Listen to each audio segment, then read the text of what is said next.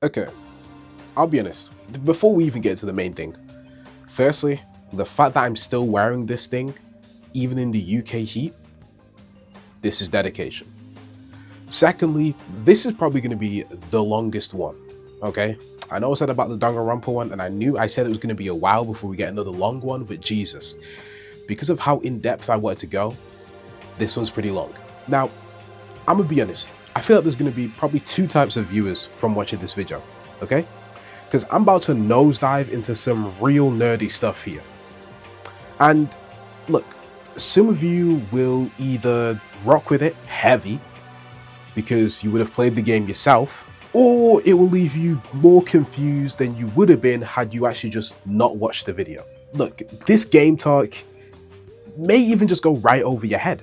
Regardless of which type of viewer you are, I just hope that regardless, you enjoy the show. Today, we are going to be talking about the very popular roguelike sequel to the franchise itself. Today, we are talking about the one, the only, Slay the Spire 2. Okay? Now, I'm going to be real with you. It was either Slay the Spire 2 or Balatro. Just keeping it honest. And here's the thing. It's been a couple months since I last played Balatro, so I still need to wrap my head around how to even play the game again, the general tactics and whatnot. It's been a while, but that's me giving you the warning now. There's most definitely going to be a Balatro video in the future. It's just been that long. See, Slay the Spire, the original one, number one, came out in 2019, and it was a hit. Okay? It had 75k reviews on Steam, with 97% of those reviews being positive, leaving the game with an overwhelming positive review. Now, I'm not really sure what those 3% of people who made a negative review were thinking, but regardless, yeah, the game hit. So what exactly is the main premise of the game? Well, the main premise of the game is that it's a deck builder, with different cards having different amounts of energies, ranging between 1 and 3. And within that, there are different type of cards. Each, as such, have a essentially certain thing that they do. So we have the attack card, which obviously attacks the enemy. Then we have the skill cards. These skill cards can help you, whether that be protecting yourself, making yourself stronger, or even making the enemy attacks weaker. And it can even set up attacks for some really nasty plays. And then there's power cards. Power cards are cards that can be played and will permanently play for the rest of that combat. Now, like mentioned before, mix the different type of energies with the different type of cards, and you get a pretty nasty deck builder roguelike. But it doesn't even end there. Just for reference sake, I'll show you what a combat looks like against a regular enemy. Okay? Now, on the bottom left, we can see two icons. One showing 3 out of 3, which is called your energy.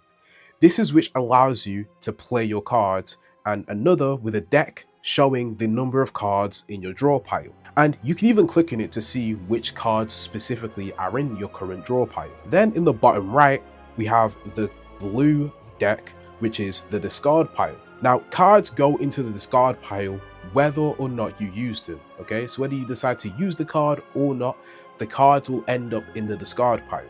However, whenever you run out of cards in your draw pile, all the cards in your discard pile are sent back into the draw pile. However, there are a few exceptions to this rule. The first one is power cards.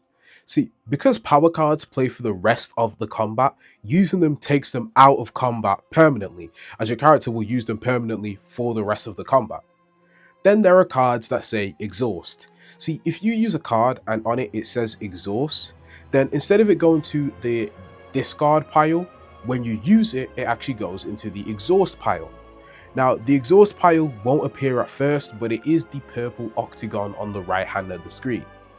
And the final exception are cards that say ethereal. See, cards that say ethereal will go in the exhaust pile regardless of whether or not you decide to use them. So the difference between ethereal cards and exhaust cards is that ethereal cards will go in the exhaust pile whether you decide to use them that turn or not, whereas exhaust cards only go in the exhaust pile when you use them. And see, we haven't even gotten to talking about the enemies yet. So let's speak about how the game actually works itself and the overall premise of the game, okay? See, you start all your runs at the bottom floor of Act 1. And as you can see, you start at the bottom where you select your path. And you gotta essentially just make your way to the top. Now, on the right, we can see a key showing what the different icons represent. These are regular enemies, and you'll probably spend most of your runs fighting these guys the most. Then there's the elites. These guys are specific depending on the act that you're in. So depending on what act you're in, depends on the type of elite you'll run into, okay? But it can always vary which type of elite it is. It just depends on which act you're specifically in. But more on that in a bit later. And then there's the campsite. Here you can decide to either rest, where it will heal you for 30% of your max HP, or you can use to smith, in which smithing a card essentially allows you to upgrade one of your cards. And this can do a multitude of things. It can either increase the effect or make the effect of the card that you're going to smith better, or it could even reduce the amount of energy that a card costs. However, do keep in mind that when you're at a campsite, you can only do one of these two options. So make sure you pick wisely, because it's often wise to look at the map and look at the road ahead, engage what sort of things you're likely to encounter to understand which option is best to pick at the campsite. For example, there's no point in healing if you're already near enough if you're already near enough at your full HP. And there is no good idea in smithing if you're about to fight an elite and you're already on low HP. So it's one of those where actively looking at the map and realizing the road that you have ahead is also quite important. Then we have the treasure. The treasure chests allow you to obtain a free relic. We'll get onto the relics a bit later, but long story short, this is a good thing. And depending on the relic you receive, they can be more or less useful. Then we have the merchant. Now there's actually two types of merchants. The first one is the standard merchant. Now this is where you can either buy cards those being specific to your character, or colorless cards, buy potions, relics, or even pay to remove a card from your deck. Now, to someone who's new, you may question, why the heck would you want to remove a card from your deck? But to those who know, you know. And the second merchant, which can only be encountered through the unknown spaces, is a relic merchant. These merchants, as the name says, they only sell relics.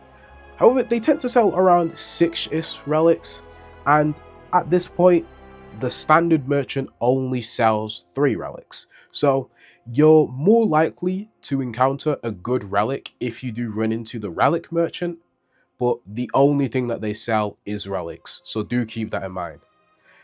And finally, there's the unknown. In these spaces, these are basically a random chance of a multitude of things happening. They're basically your event spaces.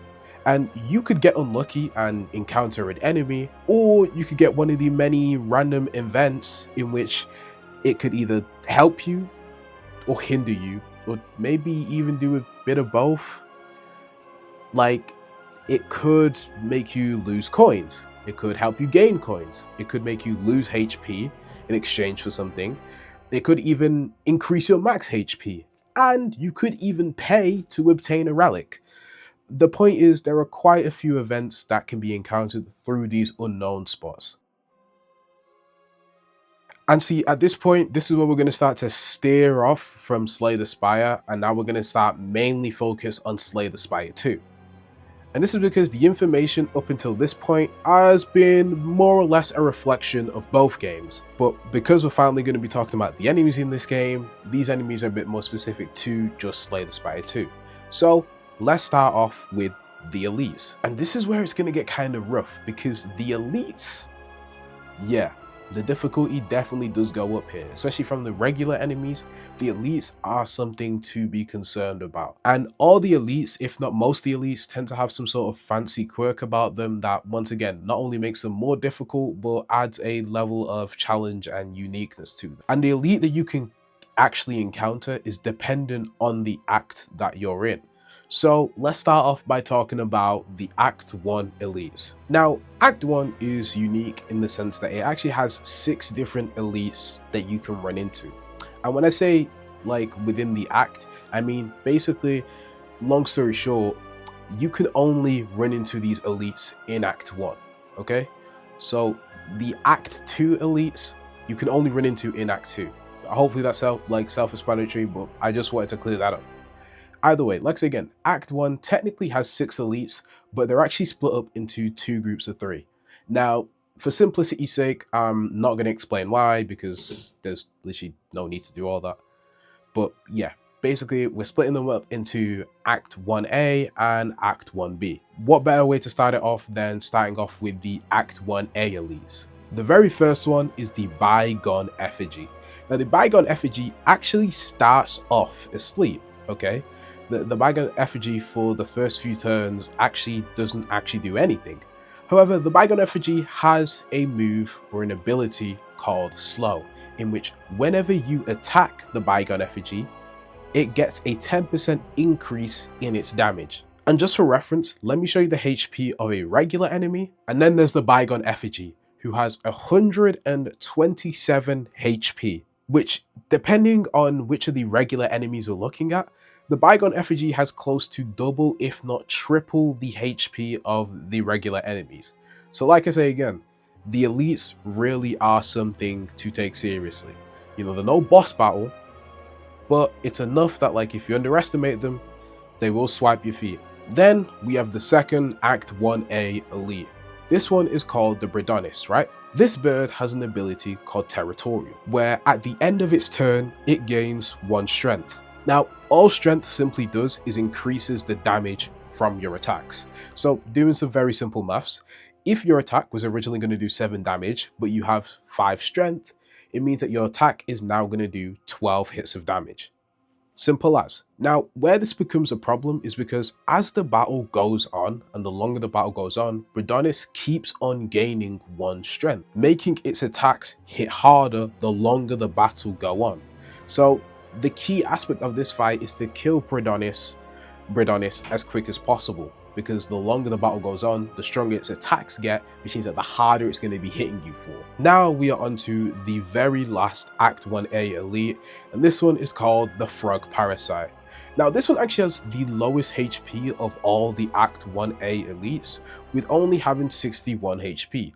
However, what makes this one unique is that after you kill it, the parasite summons 4 smaller parasites. And these parasites will all have health ranging between 17 to 21 per one. However, after you kill these guys, it is finally done. No more spawning in extra parasites. So like I say again, all the elites have a gimmick to them. They have something that makes them unique. And in doing that, it not only makes them, you know, difficult, but also challenging as well to go up against. But as I forgot to mention earlier, the reward that you get for beating the elites is not just a regular card reward as you get for beating any enemy, but you also get a relic. So there is some genuine reward to fighting the elites. And this is a good thing because, like I say again, essentially the more relics you get, the better. However, you know, depending on how your luck is, you might get a good relic, you might get a bad relic. But also do keep in mind that, and when I say bad relic, I don't mean like the relic actually hinders you, it's just that it's not as useful as some of the other ones. But also, in saying that, you gotta remember, relics can't actually be duplicated. Which means that if you get a relic once, it's the only time you'll get that relic. You can't get that same relic again in the same run.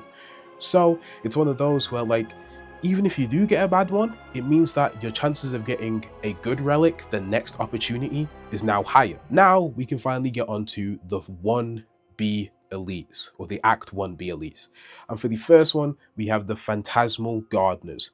Now, this is an enemy that has 4 enemies you have to deal with, each having health ranging between 28 to 32 HP, and they have an ability called Skittish. After the first time the Gardener is hit for any amount of attack damage, it receives 6 block. Obviously, this is only regarding the one that you actually hit, and the block doesn't stay, it's removed by the start of the next turn.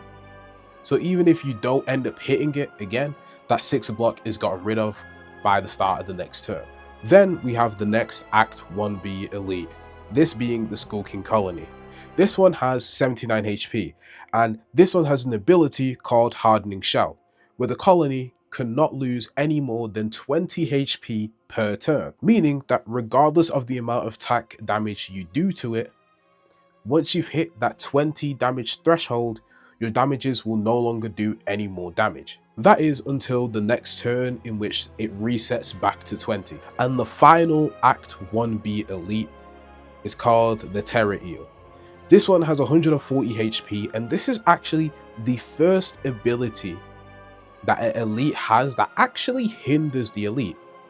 See, the Terror Eel has an ability called Shriek, in which the first time, only the first time, the Terror Eel's HP reaches 70 or below, the Terror Eel will actually become stunned just for the remainder of that turn. Meaning that if the eel was about to do 37 damage and you manage to do enough damage to get it to 70 HP or below, it would become stunned for the remainder of that turn and would no longer attack. What stunned essentially does is stops the enemy from doing whatever they were going to do that turn, whether it be an attack, a buff, a debuff. Regardless of what move they were about to perform, if an enemy ends up stunned, it stops them from doing whatever they were going to do. Now is finally time for the Act 2 elites, okay? Finally got past Act 1 in its entirety, now we're finally on to Act 2. And this time, there's only 3 of them, okay? So for the first one, we have the Decimillipede. This battle has you battle 3 Decimillipedes, which are connected to each other, all having health ranging between 44 to 48 per one. And they have an ability called Attach, in which if you defeat one of the segments and the other segments are still alive next to it, then the segment that you got rid of revives for 25 HP. So the tactic for this fight is that you're supposed to try and essentially kill these guys all around the same time. If not, focus on attacks that can actually damage these guys simultaneously all at once. Then there's the second Act 2 elite, this one being the Entermancer. This one has 145 HP and has an ability called Personal Hive, in which whenever the Entermancer is hit by an attack, it will add 1 dazed card into your draw pile, which is really annoying because not only does the dazed card not actually do anything, it's unplayable because it's unplayable, meaning that you can't even use it, but it ends up clogging up space in your deck, meaning that if you accidentally draw it, because you don't get to pick what cards you draw, then it will end up taking up the space of a card where another card could have been, possibly messing up your run in some way. Obviously, probably not dramatically, but you know, it might end up making you having to kill the enemy on the next turn because of the fact that the dazed card took up a place where a damage card could have been. And now we have the final Act 2 elite. And okay, personally speaking, I hate this one the most, okay? Of the Act 2 elites, this is the one I hate with all my heart, which is known as the Infested Prism. Of all the elites that we've mentioned up until now, this one has the most HP with 200 HP, and it has an ability called Vital Spark. Now, what this does is that the first time that the Infested Prism actually takes damage or attack damage, it will actually give the attacker an extra piece of energy. Now, given how this Infested Prism's ability actually helps the attacker, okay, you might be asking in your mind, hey, Genie, why exactly do you actually hate the Infested Prism? Not only is it because of the fact that it hits like a tank, but like I say again, it's built like one. This one has 200 HP. It's the most of any elite that I've mentioned up until now. It hits like a tank. It's built like one. And its health isn't actually too far off the lowest HP Act 3 elite. Okay, like again, this boy is a chunky one. I hate it because he legit feels like he's just straight up throwing out heavy attacks. That's why I hate this elite. It's just straight heavies. Now onto the Act 3 elites. And what other one to start with than one that isn't even just one, but actually a trio?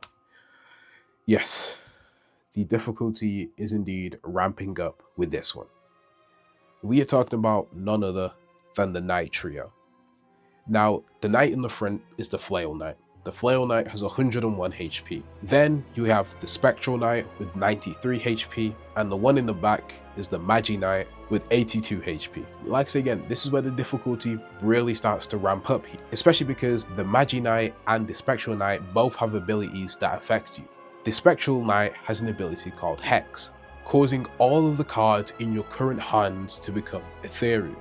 Now remember, like I mentioned earlier, ethereal causes your cards to essentially exhaust regardless of whether you decide to use them or not. And the Magi Knight has an ability called Dampen, which downgrades all of your cards, meaning any of your cards that you've been smithing or any of your card rewards that you've obtained that gave you upgraded cards, they are now all back to standard regular cards.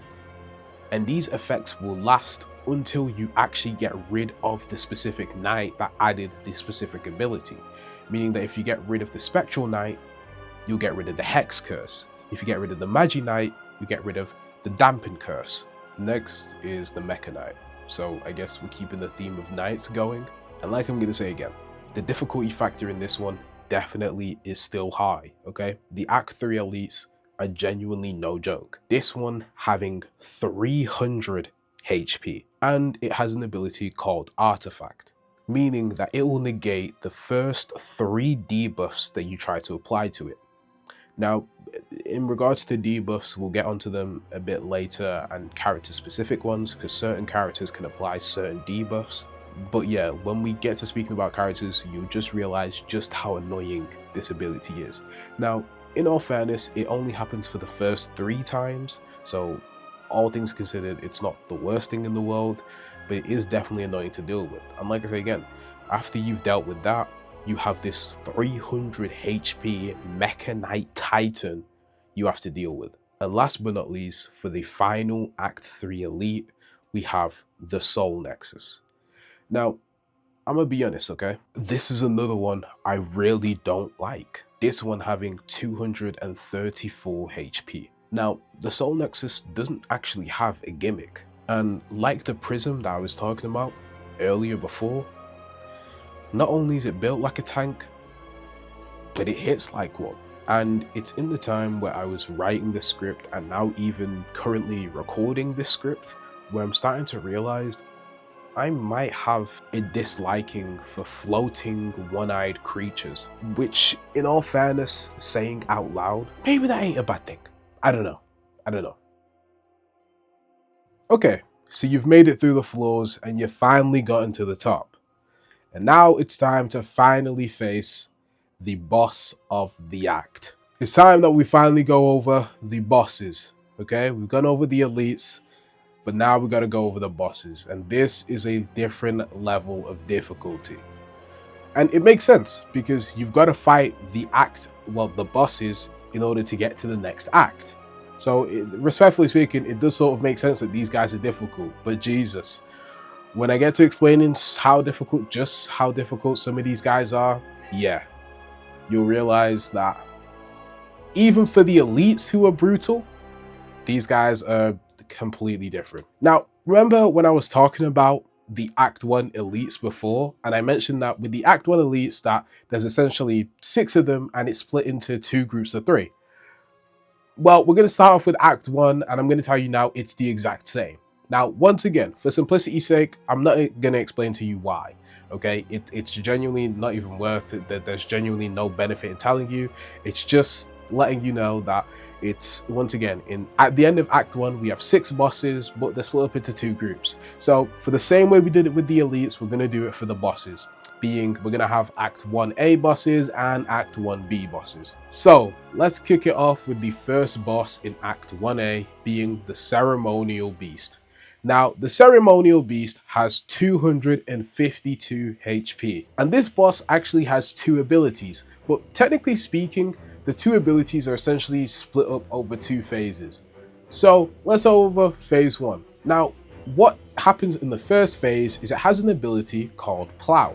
Now, what Plow does is that the first time that the beast's HP drops to either 150 or below, it becomes stunned. Now, if you're paying attention, you'd realize that this is very much similar to, well, not even similar, this is the exact same as the Terra Eel's Shriek ability. Except for the Terra Eel, it was 70 HP, and for the Ceremonial Beast, it's 150.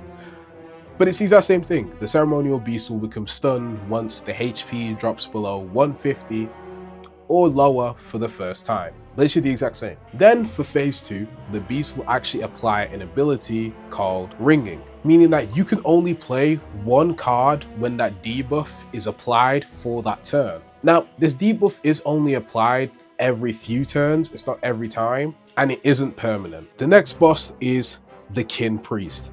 The Kin Priest has 190 HP, and he's followed by 2 Kin followers.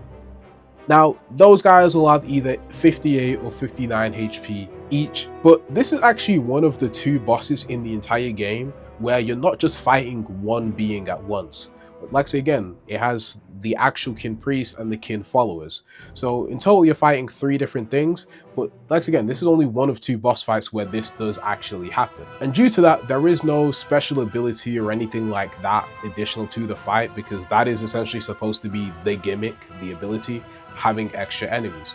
And even added on top of that, if you end up getting rid of the Kin followers, they don't respawn. The Kin Priest doesn't revive them. So honestly, this one, generally speaking, isn't too bad of a boss fight. Then for our final Act 1A elite, for our final Act 1A boss, we have the Phantom. Now the Phantom has 173 HP, and the Phantom, its gimmick kind of works off rip, because it firstly starts off with an ability called Slippery, in which for the first 9 times, you heard that right, 9 times, for the first 9 times that you attack the Phantom, the damage it will receive is only 1. Okay, regardless of what damage is written on that card that you're using, it will only receive 1 damage. So it's one of those where you want to get rid of this ability as quick as possible, because you're only going to be doing minimal damage. And the quicker you do it, the better, because as the longer the fights go on, generally speaking, for all the bosses, they all get stronger. So the Slippery effect, you'll want to get rid of it as quick as. But added on top of that, one thing that's unique with this boss is actually its attack pattern. See, its first attack is called the Ink Blot. And as you'll notice, it doesn't generally ever tend to do that much damage. Then for its next attack, it's called the Inky Lance. This one's definitely going to do more damage than the last one, but still not really a severe amount of damage. And for its final attack, the final attack is called Dismember. This one is the one that packs a punch. And additional to this one, not only does this one do quite a lot of damage, but it will actually add 3 wound cards into your deck. Now, wound cards don't do anything. They're unplayable. You can't do anything with them. The whole point of the wound cards is that they're essentially supposed to just clog up your deck. All right, they're just supposed to take up space in your hand and your deck for where another card could have been. So say, for example, you just needed 1 more attack, but you have like 6 wound cards in your draw pile. The likeliness that you get a wound card is high likely. Plus, once again, you can't use them. So it's like you're going to have to now wait for the next turn in order for you to use a card that you actually wanted to use. But also, if you look at it in each one of those 3 attacks, you actually notice that its stinger gets bigger and bigger each time. And it's honestly a nice, neat touch by the devs, because it's essentially telling you that the last attack, well, not last attack, the next attack is going to do more damage than the last. Now, do I hate fighting this thing? Absolutely. Is that going to be the first time you hear me say that?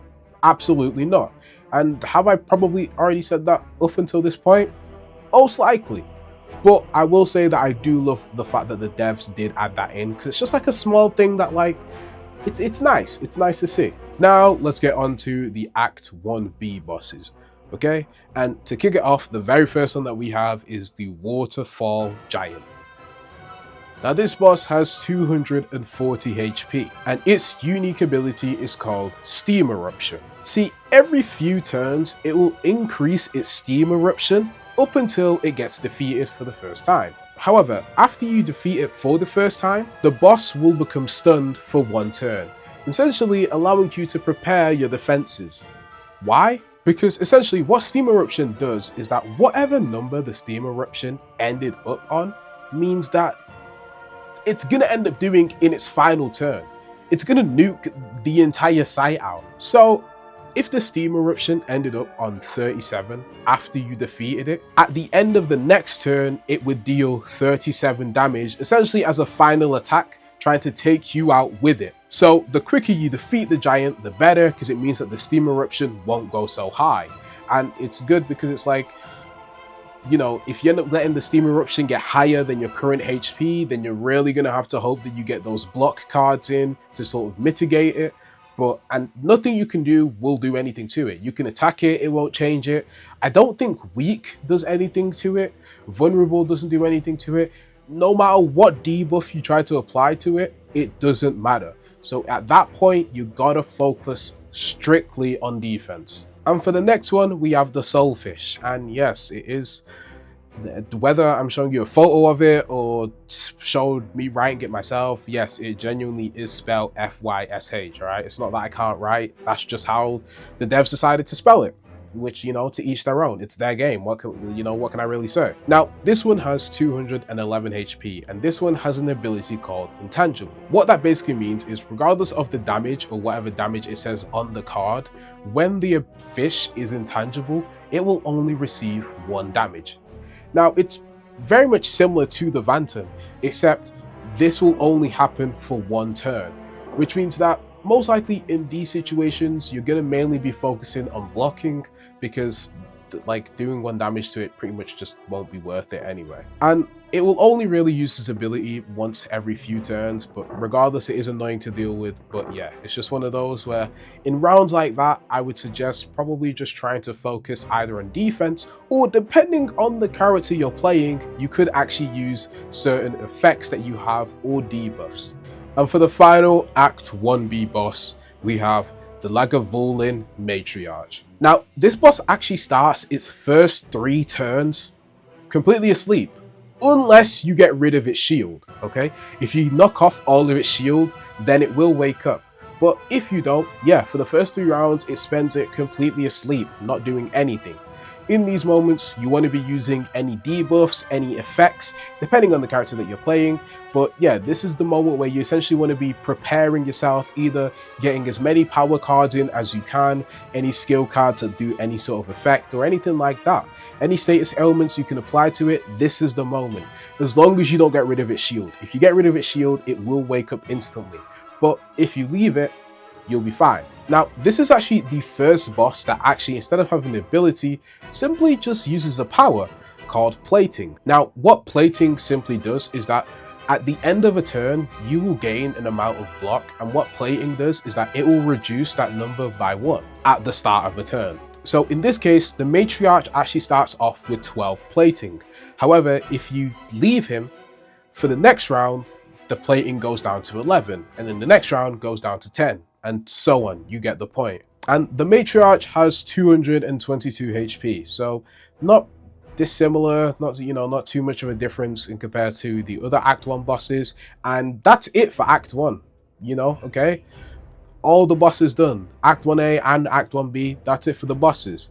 But now we gotta get on to Act 2. Now, regarding Act 2, like the elites, we only have 3 bosses this time. Act 2 only has 3 elites, so we only have 3 bosses. Let me be perfectly clear now. I hate, and it genuinely might even be too nice of a word to use, I genuinely hate. I know I'm saying that in a rather calm tone, and it's because I'm a, fairly calm person, but genuinely, I hate every single one of these bosses, okay? Act 2 generally probably is the killer to all runs, okay? Every single one of these bosses feels like a genuine Elden Ring boss fight to go up against. These bosses not only hit like tanks, but their abilities tank your ability to even have fun in the game, okay? These guys are rough. These are not bosses that you're gonna be cruising through, okay? They're problematic. Now, here's the thing. If you get through this boss, you're probably gonna make it to the end of Act 3. But if you don't make it through this boss, well, yeah, that's your run gone, pretty much. Anyway, let's not waste any more time, and let's just start with the first boss, being the Insatiable. Now, this being has 321 HP. And the gimmick for this one is that you're in a sand pit, which means that after a certain amount of turns, you're gonna end up getting closer and closer to the Insatiable. And if you get too close, you simply just get swallowed up by the Insatiable. So not only can it kill you by getting rid of your HP, but if you aren't aware, or if you aren't keeping focused on how close or how far away you are from it, it can simply just swallow you up, regardless of what HP you're on. If you let it get too close to you, or other way around actually, if you get too close to it and you're not paying attention, it will just swallow you up regardless of what HP you're on. Now, you might be asking, well, how exactly do you get away from it? And in order to get away from it, the Insatiable would add 6 cards into your deck. 3 into your draw pile and 3 into your discard pile. These cards are called Frantic Escape. What this card does is that it will increase the distance between you and the Insatiable by 1. However, this card does cost 1 energy to use, which means that you gotta start being more tactical, because it means now you gotta start balancing your attack, your shield, and getting away from the Insatiable. Because like I say again, get too close and it will just swallow you whole. So it's one of those where, yeah, you're definitely going to have to use your energy wisely. And see, hopefully just from talking about that first boss, you can hopefully already start to understand why I hate all of the Act 2 bosses. These guys are disgusting, okay? And we haven't even spoken about the other 2 yet. Now, the next one is known as the Knowledge Demon. And I'm gonna be honest, hate might be too nice of a word to even describe this one as. It's revolting for me to even look at. Okay, see, the Knowledge Demon has 379 HP, and its main gimmick is the debuff called the Curse of Knowledge. The first time it does it to you, you have to make a choice between 2 choices. Disintegration, which will do 6 damage per turn, or Mind Rot, which forces you to draw 1 fewer card than you normally would. But if you somehow manage to make it past that, which you probably will, then you will get to run into its second use of Curse of Knowledge, in which you have to make another decision again. And guess who's saying hi again from last time? Disintegration. But this time, Disintegration will do 7 damage per turn. Or you can go with Sloth, which means that you can only use no more than 3 cards per turn. And if you somehow manage to live long enough to allow it to use Curse of Knowledge for the 3rd time, 2 things. You are firstly, most definitely not making it out of this fight. Like, sorry to tell you that, but I'm just trying to be honest with you. And the second thing is at this point, it becomes genuine hell. Because coming back for a 3rd time is Disintegration, but this time, it now does 8 damage per turn. Or Waste Away, which makes you have 1 less energy from now on. So if you had 3 energy, you go to 2 energy. If you had 4, you go to 3. Regardless, whatever energy you were previously on, it is going to now take 1 away. I hope you're starting to understand why I said hate was too nice of a word to use for this boss. This boss is a genuine pain in the butt. The Knowledge Demon is just on straight BS throughout the entire fight. Also, in its attack cycle, its final attack before it uses Curse of Knowledge, it heals itself for some damage. So not only is it going to start hitting you like a tank, not only is it going to force yourself to put a debuff on yourself, but it's going to decide to heal itself because why not? Now, personally speaking, I would say when talking about the options, for the first one, I would say go with Mind Rot. Like say again, if you have a build or if you end up having a build that allows you to draw cards, then Mind Rot, being completely honest, isn't too terrible of a choice.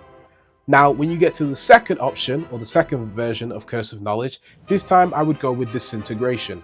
Sloth only allowing you to play 3 cards max is very hindering, and it's really rough. Because, to be honest, it's going to be hard to do anything with only being able to play 3 cards max. So, yeah, I would say go with Disintegration this time.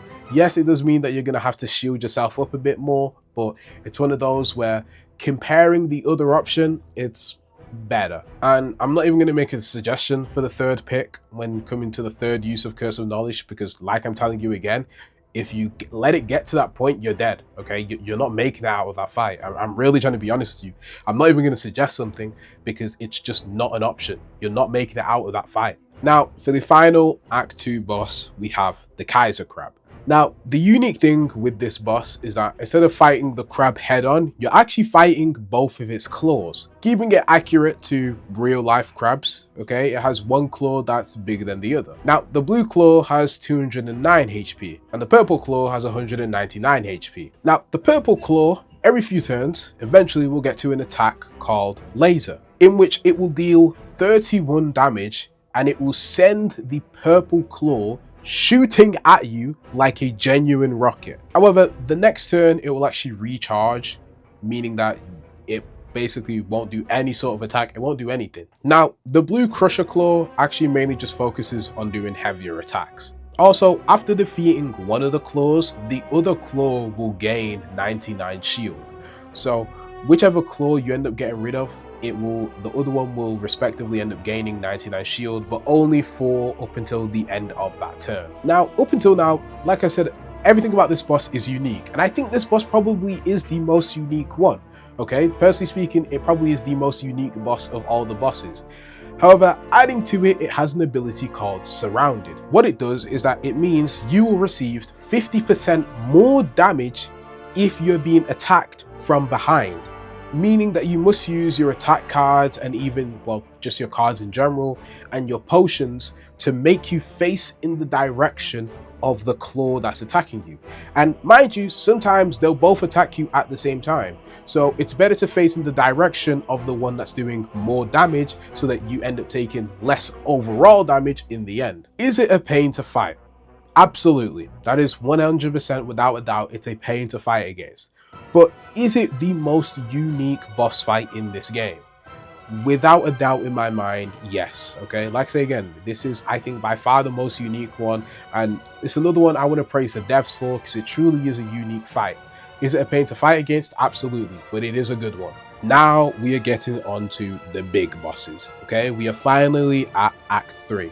And the same with Act 2, and even when talking about the Act 3 elites, we only have 3 Act 3 elites, so for Act 3, we only have 3 bosses. And who else to start with than the Queen herself? Now, this is the other fight that I was mentioning before, in which, remember when I was talking about the Kin Priest, in which I said one of 2 fights is where you're not actually just fighting a single individual? And yeah, I'm going to class the crab one as fighting a single individual because though you are fighting both of its claws, it's still just the same crab. The Queen is the other fight where you actually are fighting more than one being. This being the Queen and the Head Torch Amalgam. Now, the Queen has 400 HP. I say again, this is rough now. Like, these boys are difficult. Because once again, I mean, you got to remember, this is Act 3. This is the final act. So once you get past this one, you've completed the run. And the Amalgam has 199 HP. Now, the Queen has 2 key abilities to her fight. The first one is called Puppet Strings. She will apply an effect to you called Chains of Binding, in which Chains of Binding will force some of your cards to become bound. In doing this, it means that you can only play 1 bound card per turn. However, the cards that were bound end up becoming unbound by the end of the turn. So you got to be tactical, because if the bound card, and it can vary, it doesn't specifically attack power cards, it doesn't specifically attack skill cards, it doesn't specifically attack attack cards. It will do any of them. So you got to be careful, because in a situation where maybe you need to use your bound card to help you shield up, it means that you're going to have to sacrifice using the attack card or a possible power card. The next is a debuff called Your Mine, where she will apply 99 frail, 99 weak, and 99 vulnerable to the player. Meaning not only do you hit for less, but it means you gain less shield and you take more damage. And the number is supposed to represent the amount of turns that the effect is going to last with you. So yeah, get comfortable, because that will be staying with you till the end of the battle. Now, technically speaking, depending on how you play the fight could technically have 2 phases. How I go about it is that near the start of the fight, the Queen will mainly focus on buffing the Amalgam. She won't actually really do too much damage herself. And a lot of times it's either keeping the Amalgam protected or is buffing it. So phase 1 is essentially get rid of the amalgam. You want to get rid of the amalgam because the amalgam is doing most of the damage, and also it has it has half the HP of the queen. So mainly try and focus on getting the amalgam. But once you get rid of the amalgam, this is where I say you enter phase 2, in which the queen now actually starts doing damage herself. She actually does focus on doing attack. She will start to buff herself now because obviously the amalgam's gone. But yeah, she will now actually start properly focus on attacking you. Now, like I say again, play the fight how you want. If you have a really strong build and a crazy strong build, you might just try go straight for the queen, because the moment you get rid of the queen, the fight instantly ends. Once you get rid of the queen, there's no need to get rid of the amalgam. However, do remember the queen has double the HP. She has 400. So you're going to be using up a lot of your time to get rid of the queen. Either way, depending on how you decide to go about the boss fight is to the user themselves. The next Act 3 boss is known as the Test Subject. And when I tell you the difficulty is ramping up, I mean the queen should have already been enough to tell you that the difficulty is ramping up. But when I tell you it's ramping up, Jesus Christ, it really is ramping up here. Now, the beast actually just starts off in the first phase of the fight with just 100 HP.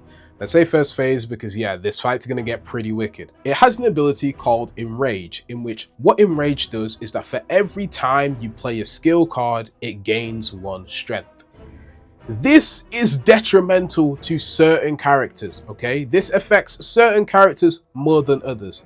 But for certain characters, yeah, this fight becomes, this first phase alone becomes a painful fight, because using a skill, some characters have skills that are very beneficial, or a lot of their kit become very strong with skills.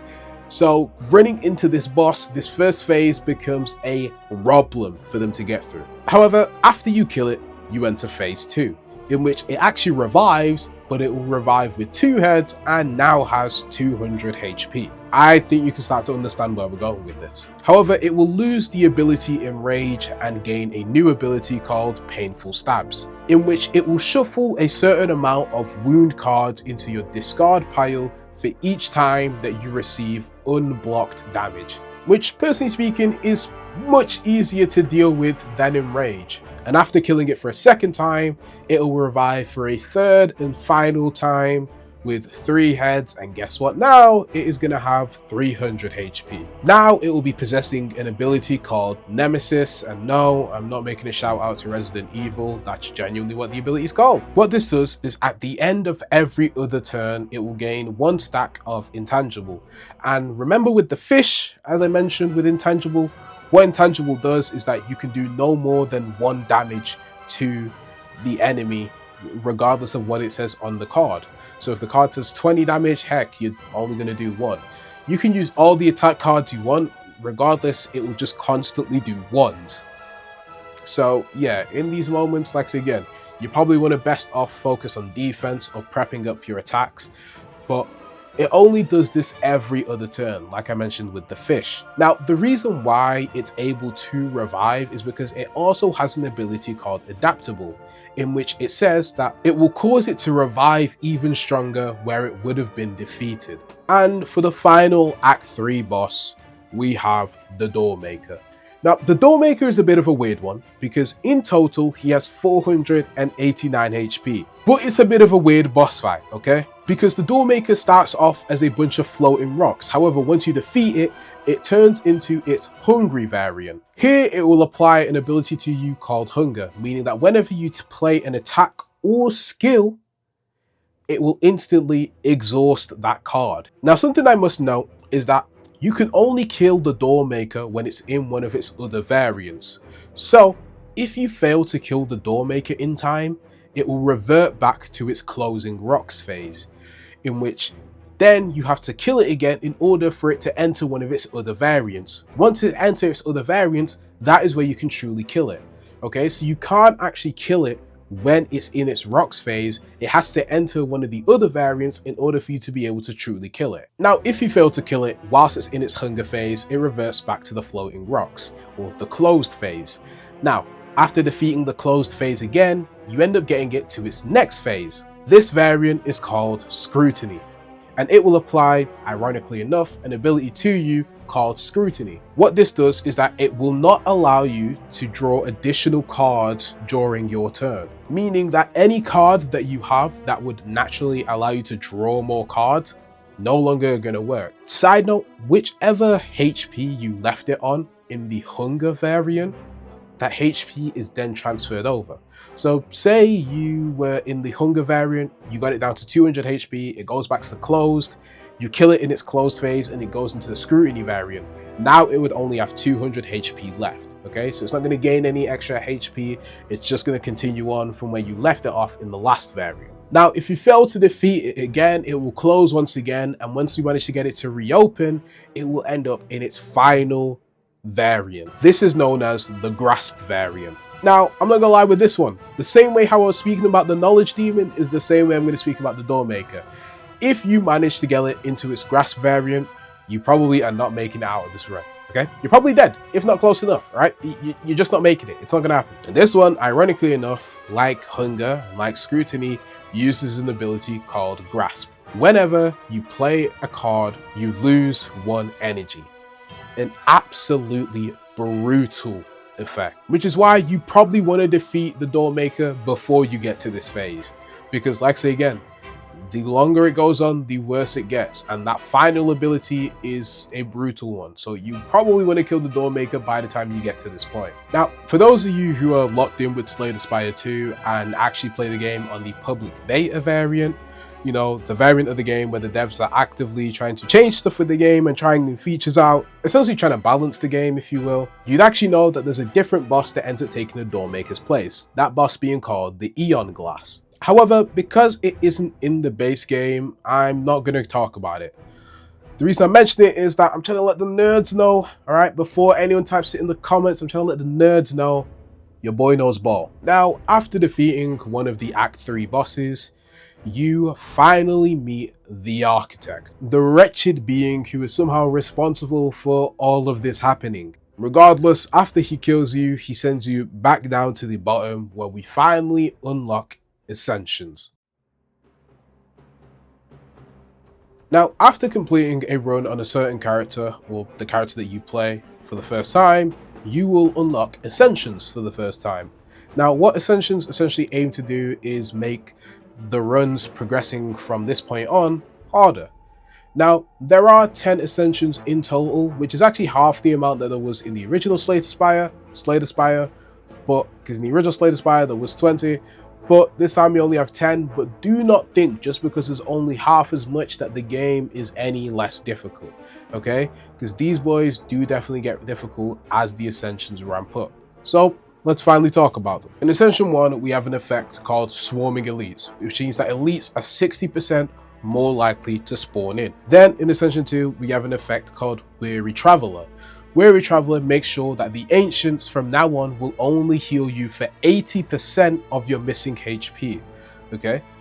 Now, we'll get onto the Ancients a bit more later, but the Ancients are basically someone that you'll always run into at the start of your run and after you defeat an Act boss, in which they'll... In Ascension 3, we have an effect called Poverty, in which enemies and treasure chests will now drop you 25% less gold. In Ascension 4, you have an ability now added to you called Tight Belt.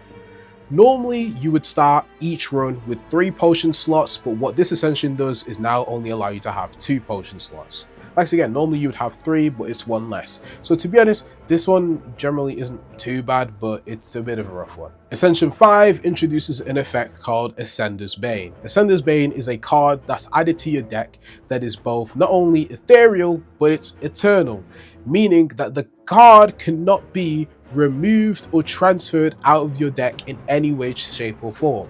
Meaning, remember, like you could go to the merchant, okay, and remove a card. However, you actually can't remove this card because it's eternal, so it won't allow you to. Essentially means that there's literally a card that's there to just clog up space for the sake of it. Ascension 6 introduces an ability or an effect called Inflation. Now, for those of you living in this economy, you should already know what this means, but for those who don't, or for those who are living comfortably, what inflation does is that it will now increase the cost that it takes for you to remove a card when at the merchant. In Ascension 7, we have scarcity, in which it means that rare cards and upgraded cards are half as likely to appear. That includes in combat rewards and when you're meeting at the merchant shop. In Ascension 8, we have tougher enemies. This will cause all enemies across the board, yes, we're talking regular enemies, elites, and your bosses, all to have more HP. In Ascension 9, we have deadly enemies. This will now cause all enemies to do more damage. So the last Ascension not only made them beefier, but this Ascension now makes them hit harder. And last but not least is Ascension 10, known as Double Boss, meaning at the end of Act 3, you have another boss fight to go up against. Now, here's the thing about the Ascension system. Say, for example, you are at Ascension 10.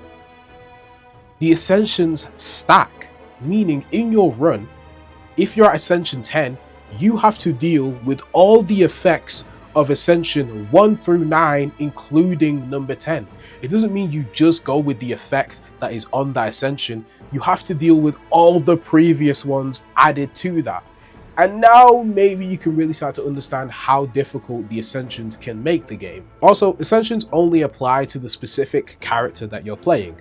So, for example, if you had one of the characters on Ascension 6, but you had another character on Ascension 2, it keeps those separate. Just because one character is in Ascension 6 does not now mean that every character you play is now having to deal with Ascension 6. It only applies for the character that you are playing. Now it's time we finally go over who exactly the Ancients are, or what exactly they are.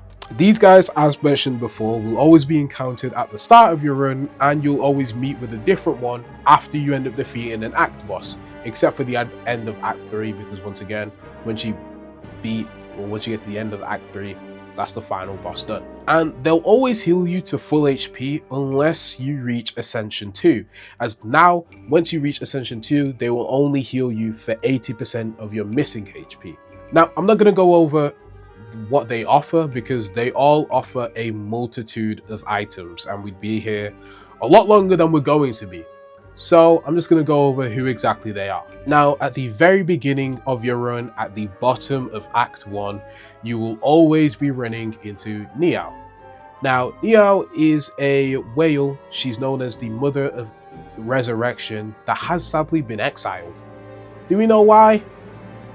Possibly. I mean, I haven't really looked up the lore why, so we actually could know why. I don't know why. You might know why, depending who you are, but yeah. And like I say again, Niao is the only one that you see at the bottom of Act 1. She will always be there at the start of the runs. It is the only Act 1 Ancient.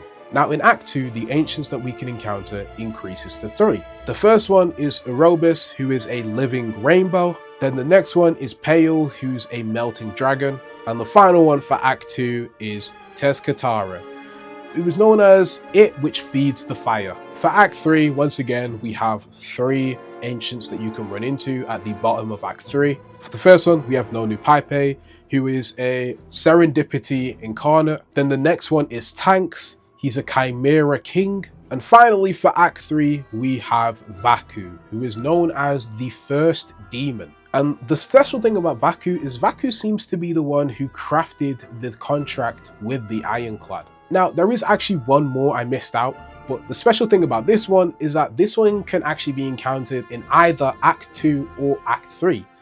He's known as Darv, and he's also known as the Hoarder. Now, we're getting there, we can almost talk about the characters, but I thought it would be fair if we take a quick look at the relics, because relics are actually kind of important to the game. Relics are items that stick with you to the end of the run, most of them having an effect that can, they all tend to generally help you. Some are way better than others, and like again, they stick with you to the end. They're unlike potions. Potions, after you use them, they're gone. But relics actually stick with you till the end of your run. And like again, some are better than others. Some of these can really be game changers. So I thought it would be fun if we talk about essentially one of my favorite ones from each rarity. Also, there are some relics that are actually just character specific, but I'm going to leave those out and go for general relics. So for the common relics, we have the Ancient Tea Set. What the Ancient Tea Set does is that whenever you enter a rest site, the next combat that you get into, you automatically start with 2 extra energy. Now, this was really good because there is always a campsite or there's always a rest site before an act boss, okay? It's the final thing you encounter before you go to an act boss, which means that generally speaking, if you always have 3 energy, you're gonna go into the act boss, the very first turn of that act boss, you're gonna have 5 energy then. Then for the uncommon relics, we've got the Pantograph. What the Pantograph does is that it will heal you for 25 HP whenever you reach a boss combat. This one is another banger pick, or well, okay, I say pick as if you can pick them, but it's another banger relic because really and truly, say, like I just mentioned, there is always going to be a rest site before a boss fight. However, say for example, your HP is at 80 and you're currently on 50 HP. Instead of using that site to rest, because you can only do one of the 2 options, why not smith a card, make a card stronger, and that when you get to that boss fight, you're going to heal for 25 anyway, which would leave you on 75. It's really good, okay? It's one that I think sometimes people forget how it works, so it might catch you off guard, but if you do remember it and use it to your advantage, it's a pretty good one. Now, it does kind of suck that it only works for boss combats, which means that it will only work for the Act 1, Act 2, and Act 3 bosses. It doesn't work for the elites or the regular enemies. But like I say again, it allows you to prepare by just using, it can allow you to smith in a situation where you may have wanted to heal. Now, for the rare relics, I'm going to go for one that's an underrated one, and this is the Stone Calendar. What this does is that at the end of turn 7, it will do 52 damage to all enemies. The reason why I'm going for this one is, like again, it's an underrated one, and it's probably one that you will always forget that you have when you're on your run. Most likely than not, in most of your runs or whenever you play, you'll probably defeat an enemy before it gets to 7 turns, give or take. You know, it may get around there, if not a bit before, or sometimes even a bit after. But for the most part, you'll generally defeat an enemy probably before or slightly before the 7th turn. Boss may be different. The point is, this one is more or less a canon event. You'll forget that you have it, you feel as though you're about to lose your run, it turns to turn 7, all of a sudden the enemy gets hit with 52 damage, you've saved your run. It's a canon event. It's gonna happen to you. And if it hasn't already happened to you, then it's going to, okay? It's a canon event that happens at least once. Everyone runs into the Stone Calendar. Everyone has a Stone Calendar save them at least one of their runs because they always forget that they have it, because once again, it doesn't happen until turn 7. It's a weird one, it's a wacky one, but it's a underrated one regardless. And then there's the shop relics. Now, there's a personal favorite for me, and this one we're going to be talking about the bread, because it's a weird one, but I think in the long run it's actually a decent one. See, on your first turn you will lose 2 energy. However, every turn after that you gain an additional energy. So how this basically works is that, say for example you have 3 energy, you will lose 2, only having 1. However, after that, every turn after that, you will always have 4 energy. So where you would have naturally only ever had 3 energy, now for the remainder of the combat, you will always have 4 energy. And honestly, that extra piece of energy really does like the punch. It really is the difference. The difference between 3 and 4 is quite dramatic. So it's one of those where, like I say again, it's a bit of a risky one, but it's a decent one in the long run. And there are even relics that are specific to the ancients. Ancients themselves can give out relics depending on the ancient that you get, as well as there even being event relics that can only be obtained through the unknown spots. But I don't want to waste too much time on this one. I just thought I'd give you my favorite one from each rarity. And now at last, we can finally get onto the characters. I know, it's been a while. I've been yapping quite a lot, and only now we are getting onto the characters, but I did say this is going to be descriptive, and I did say it was going to be a lot. Either way, we are finally talking about the characters. Now, the great thing about Slay the Spire 2 is that we actually decided to get, well, the devs are nice enough to give us, an extra character. Slay the Spire only had 4 characters on Slay the Spire 2, now gives us 5, but even adding on top of that, we have 2 new characters. Okay, 2 new characters to Slay the Spire 2. Okay, 3 are returning from the original Slay the Spire, but 2 of which are actually new original characters that we're getting, which is pretty cool. So let's finally meet them. And which other one to start with, who is the regular, degular, you know, the OG, basically the default boy, and even the character that I've been playing the most of as of recent, and even the one that I've currently got the highest ascension on. This is none other than the Ironclad. Also, for anyone who cares, I currently have him on Ascension 6, but yeah. Either way, the first one is the Ironclad, and the Ironclad is actually the very first character that you have to play as before you can actually unlock the next character. Now, all the characters have a unique quirk, and it's not like one of them really has a best quirk.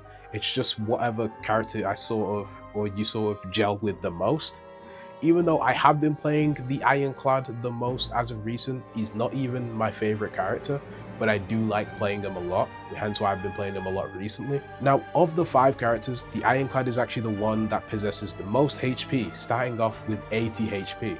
And his gimmick is that you will heal for 6 HP at the end of your combat. So for every enemy you face, at the end of that combat after defeating them, you will always heal for 6 HP. Now, a bit more about the Ironclad more personally. He's the last of the Ironclads, using his sword and sheer willpower to defeat those in front of him, vowing to not only kill the Architect, but Vaku, the very demon that he signed a contract with. The next character returning from the original Slay the Spire is the Silent. She's a huntress from outside the Spire, who is ready to stab and poison anyone and anything that gets in her way. Now, she possesses 70 HP, and her unique ability is that at the start of each combat, she will draw 2 additional cards.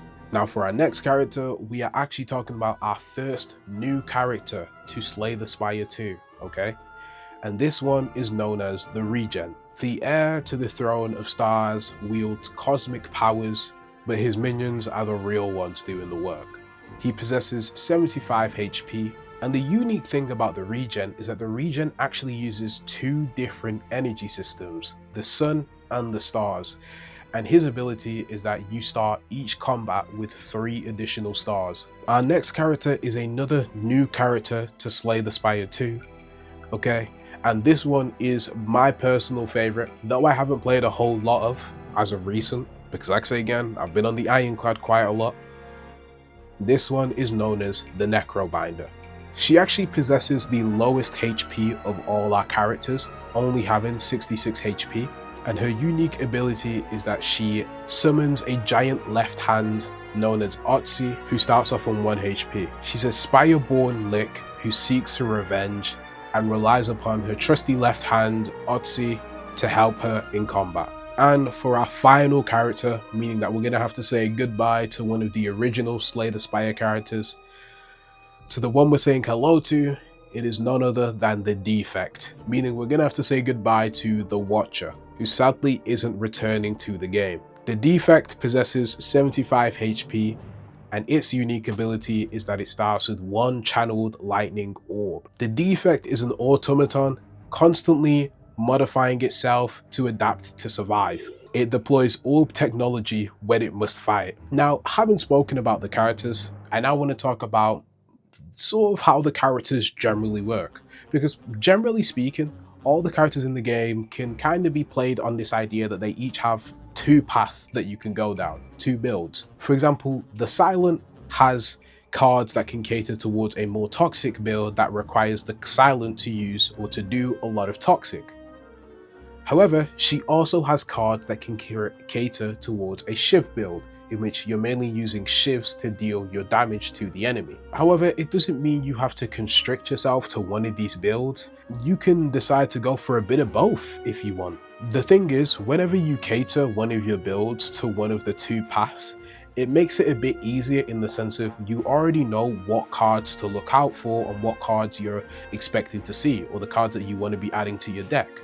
So that makes it a bit easier in that case. But once again, to each their own, you play the game how you want to. For example, if I'm trying to build a Shiv build on the Silent, you'd want attack cards like Leading Strike, which add Shivs into your hand. You'd want skill cards like Blade Dance, which add 3 Shivs into your hand, as well as skills like Cloak and Dagger, Up My Sleeve, Burst, Storm of Steel, if you're feeling risky, and even Knife Trap, which plays every Shiv card in your exhaust pile on the enemy, which is incredible because the Shiv card is a 0 energy card and it's also an exhaust card, meaning that after using the Shiv cards, they end up going in your exhaust pile, and the more of them you'll end up having, meaning that when you use Knife Trap, you're going to be doing a lot of damage. You could even introduce power cards like Accuracy, which makes Shivs deal 4 additional damage, as well as Infinite Blades, Phantom Blades,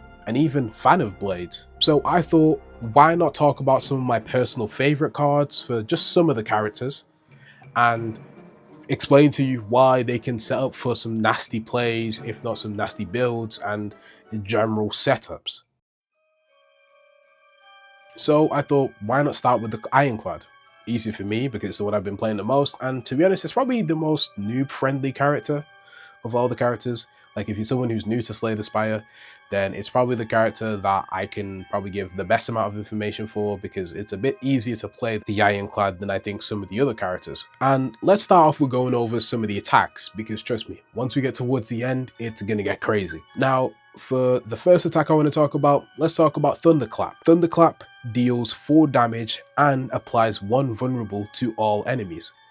Now, all vulnerable simply does is it makes sure that the enemy takes 25% more damage. Also, the number when you're applying it often just says how many turns. Like I mentioned earlier when we were talking about the Queen, the number simply just represents how many turns it will stay on that enemy for. And to be honest, vulnerable is generally quite a staple in the Ironclad's general kit. Quite a decent amount of the Ironclad's kit contains cards that do vulnerable to the enemy, if not mentioned vulnerable in it anyway. So it's a decent thing to take aware of. Then we have Anger, a 0 energy card which deals 6 damage and adds a copy of the card into your discard pile, meaning that each time that you use it, you end up getting a copy of it going into your discard pile, which is it is a good thing. Okay, I mentioned this card because it is a good thing, but it can also be an extremely bad thing, because if it keeps on copying and copying one each time that you use it,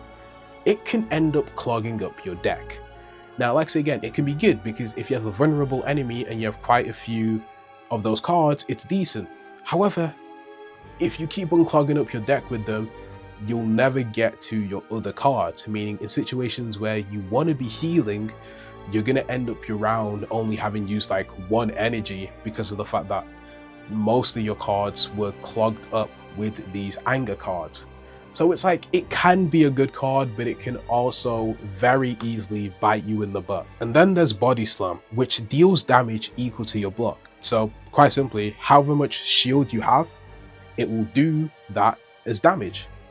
It doesn't get rid of your shield at all or anything. It just simply just turns your shield into damage that it will cause to the other enemy, while still keeping the shield that you have on you. I like this card because even when it becomes upgraded, it then becomes a 0 energy card. So even if you end up spending the entire turn shielding up, if you have this card in your deck, you can still get some damage off anyway. Now let's get onto the skills. And this is genuinely where it's going to start getting spicy, and this is where, like I say again, it's going to get pretty nasty with some of the cards and the synergies that can be done with them. So for time's sake, we're just going to take 1 card and talk about each 1 card in a different rarity. So for the common card, we have Shrug It Off. That makes you gain 8 block and draw 1 card. It's simple, it's nice, it's effective. There's not really too much I can say about this one because it's good in the sense of it's drawing an additional card. It only costs 1 energy and it's giving you 8 block. It's all around pretty decent. And it's a card that I 1000% try to have at least 2 of whenever playing. Then for the uncommon cards, now this is the point where we're getting quite a few bangers here.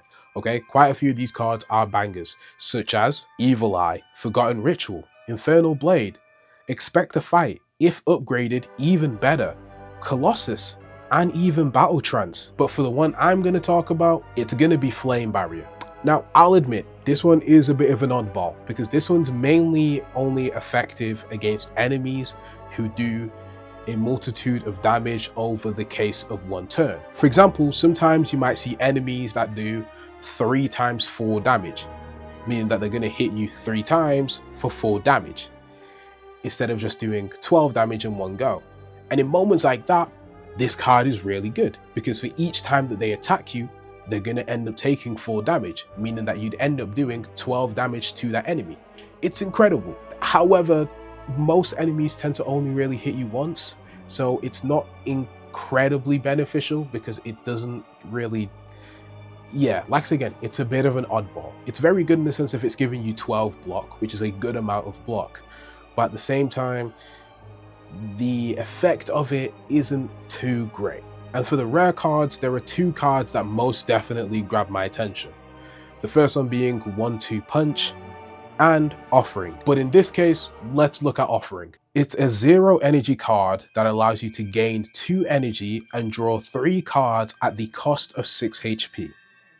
Is it a risky card? Yes. And I'm realizing in recording this that I might be a guy who's willing to literally gamble my life in order to kill the enemy and have more energy, which, depending on who you ask, might not at all be a bad thing. However, given some of the other draw hands or the other draw cards that you can get, it can cause you to end up with a bunch of cards in your hand, maybe even a full hand of cards, because that card can draw 2, and then there's other cards that can even continue to draw more cards. So it's like, really and truly, it's not a terrible thing, because the more cards you draw, the better cards, or the more likely you're gonna get the cards that you actually want. So it's like, yeah, you're losing 6 HP.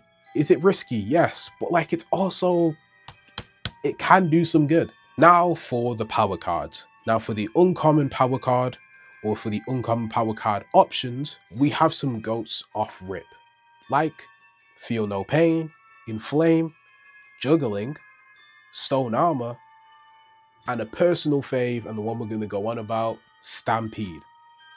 Stampede is a 2 energy card that at the end of your turn picks 1 random attack in your hand to play against a random enemy. So let me give you an example of a play. For example, take the card Mangle, the attack Mangle. Mangle is a 3 attack card that not only does 15 damage, but takes 10 energy or 10 strength away from the enemy. Essentially just means that the enemy is going to do 10 less damage. Well, say you get rid of all the attack cards in your hand, and you have Stampede already activated.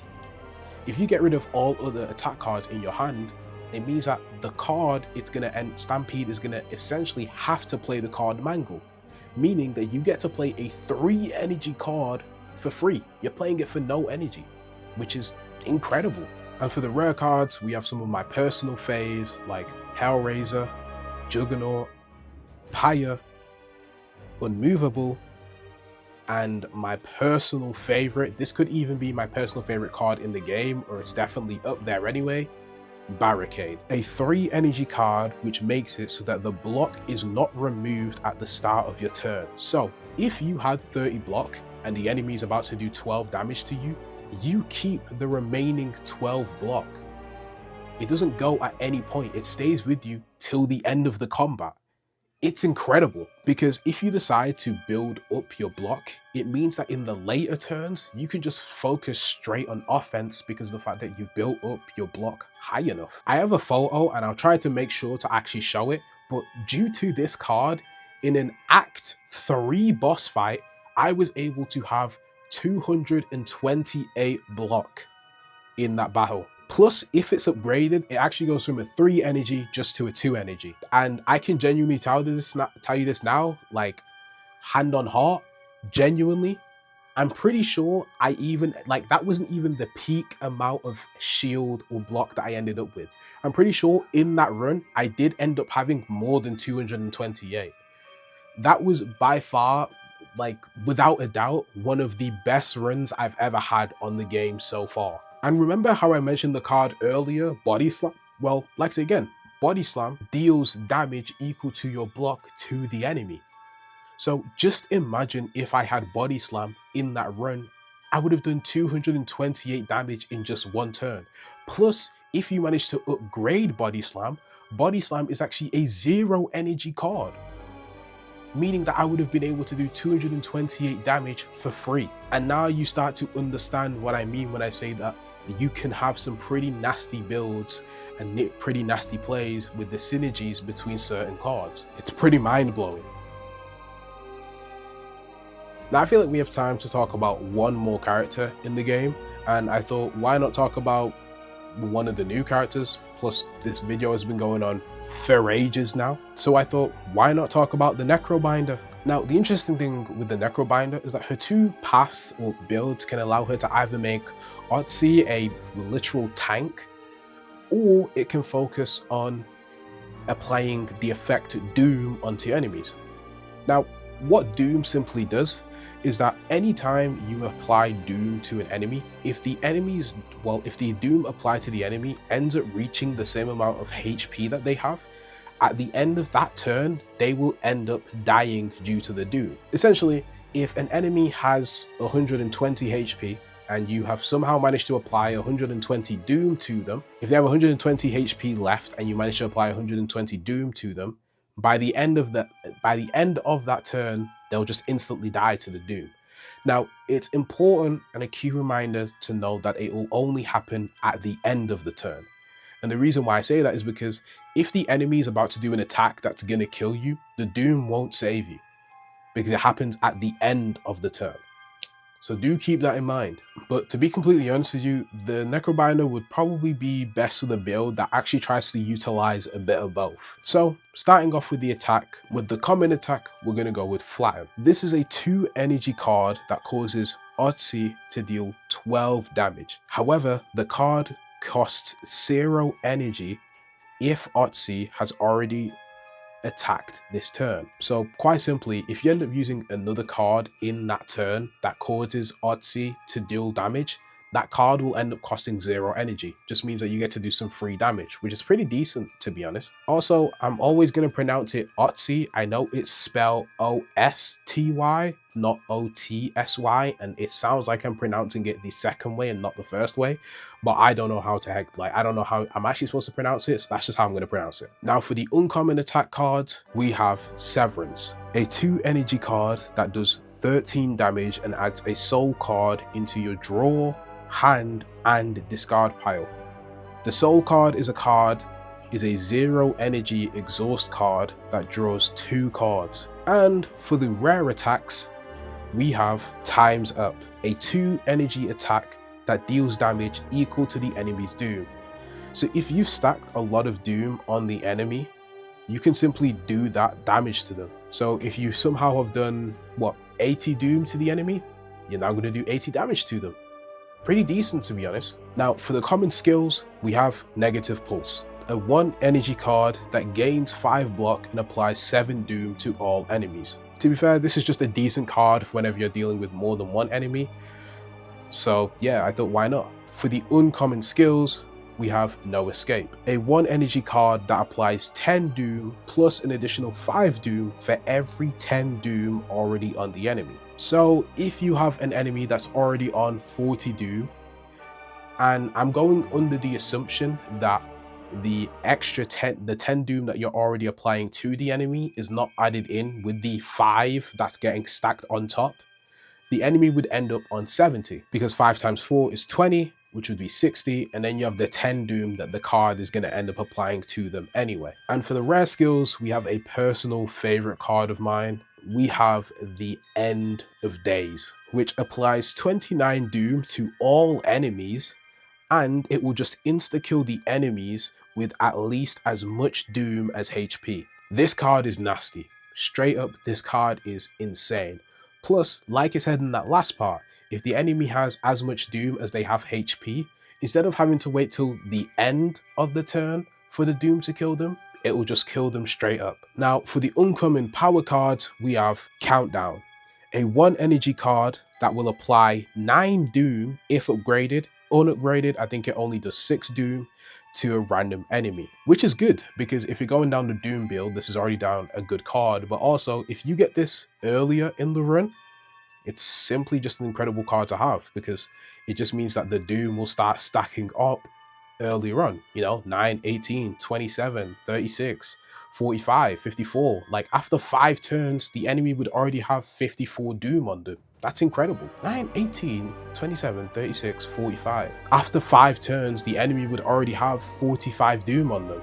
And for the rare power cards, I could mention Neuro Surge, which is a risky card as it will cause you to apply doom to yourself, but I would prefer Reperform, a 3 energy card which whenever attack deals damage, apply that much in doom. So quite simply put, if you do 39 damage to an enemy, you're going to end up applying 39 doom to them. And that's, stays, or that effect lasts because it's a power card for the rest of that combat. Quite simply incredible. And this is where I want to finally wrap things up. We're finally done. There are some other things I could have spoken about, like potions, but to be honest, potions are not absolutely necessary to talk about. Okay, I don't think I needed, or I didn't feel as though I needed to talk about them, or the final boss fight once you get on Ascension 10, because, well, personally, I haven't even got to it myself yet, but also this video is already long enough. Okay, it's my longest video without a doubt, and this is before me having even edited it, so I'm already predicting. And when we look at the word count for my script, okay, I'll just show you the word count for this one, and I'll show you the word count for my previous longest one, which was originally the Danganronpa one. I know for damn sure that this one is definitely going to be the longest, but I feel like I've already spoken enough about the game where I've provided enough of a baseline that I feel as though you should already know enough about the game to be able to play it. If you want, heck, go for it, everyone. As much as, like, I also want to prevent anyone's brain from melting if it hasn't happened already. Like I said at the beginning of this video, this would most likely provide one of 2 types of viewers, okay? Either you're someone who is a Slay the Spire nerd who, clicked with this video because you understood everything and you knew what I was going on about, or you're the second type of viewer in which everything that I said went more or less right over your head. If not, you were trying your hardest to understand everything, but you couldn't because I did just say a lot of information. Either way, to whichever one of the 2 viewers you are, I hope that regardless, you did enjoy the video. This has been your boy Genie, and I'll see you guys next month. See ya.